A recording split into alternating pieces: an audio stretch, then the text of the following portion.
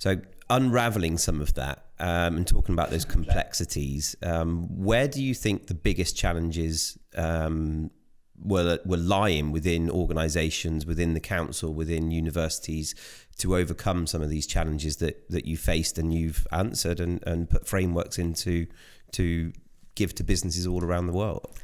So I think the biggest challenge is always about looking at the marketplace holistically. So look at the environment that any technology or any business needs to operate, but rather than looking at that in a siloed perspective, it's actually looking at it from a ecosystem perspective.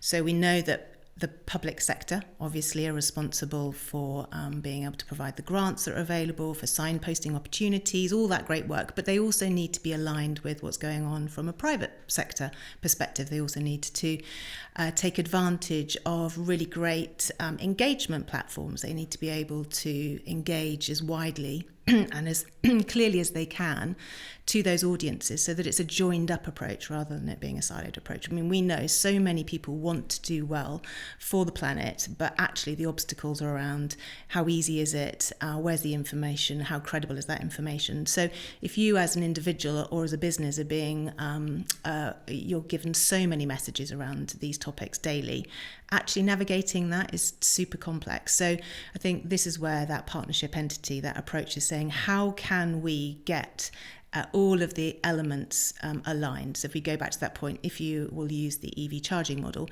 if you are a community venue, then you firstly want to say, where am I going to get some of the funding from? Well, there's lots of funding pots out there, but how do you navigate that? And how do you get the support? How do you make sure that you're submitting the technology and the spec that you need?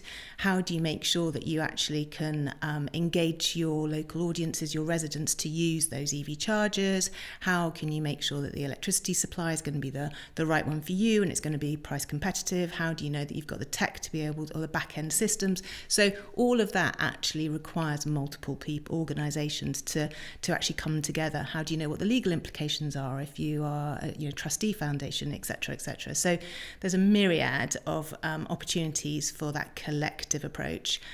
So I think for me that's where ESG and being able to drive impact is critical, that there are these types of organisations that convene and bring obviously different partners together. I think that leads nicely on to the next part that I'd love to talk to you about, and that's around why ESG is not just a compliance issue, and more so it's a cultural and economic opportunity out in the world. So where do you lie with that? Let's track back a little bit, I think. So it's like anything, isn't it? I think you have to look at the history of kind of the topic. So we had originally CSR, corporate sustainability, obviously sustainable responsibility. We've moved into kind of the net zero approach, which clearly is mandatory. We've also then looked at the rise of ESG. And actually what's happened more recently is we have a pre-Trump world and we have a post-Trump world. So I think the narrative around sustainability, ESG, is really, really super important. And it's something that is always evolving. So Action Net Zero is an example. Actually now we know that the term Action Net Zero is almost negative for many audiences, and that's because it is obviously anchored in a compliance and a regulatory framework. But actually, if you transition that and talk about sustainability more widely and specifically ESG, then what you're able to do is understand that it's not just about compliance and environmental necessity. It's actually about really providing society with fairer living, with your employees, with better ways to work, and again driving commerce. So that's green, obviously the green economy in particular, which has got huge opportunities for business, as well as making sure that we are doing best by our planetary boundaries at the same time. So I think ultimately pre-Trump, corporates and regulation was acting at pace. Actually, what's happened is the mandates from a US perspective, and particularly from some of the more Republican-based areas within the US, has to pull back on those ESG, as we know.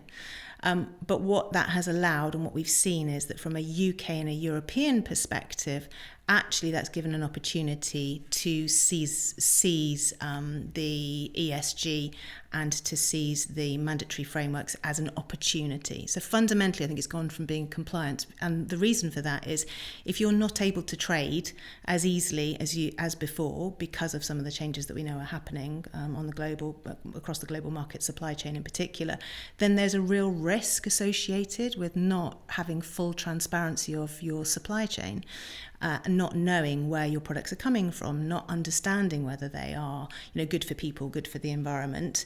So that actually is acting as a driver, and we're seeing it. So whether that's Tesco's or M&S, who have absolutely taken a proactive stance since changes within the environment to be able to align with some of the EU and directives that are coming out regarding supply chain transparency, but that puts them in a much better place. It means that they can answer the regulatory requirements, but also promote reputation. They can get security of supply chain so that they know that that is secure, that they are going to be able to sustain that long term. They're not reacting to the market, they're taking advantage of it. Now, I appreciate they've obviously got the money and the time and the resources to do so, but that filters down, because that's the wonderful thing around carbon and some of the mandatory requirements is if you procure to those large organisations, they need to be able to report on their supply chain, and by virtue they will then need to be able to support those supply chains.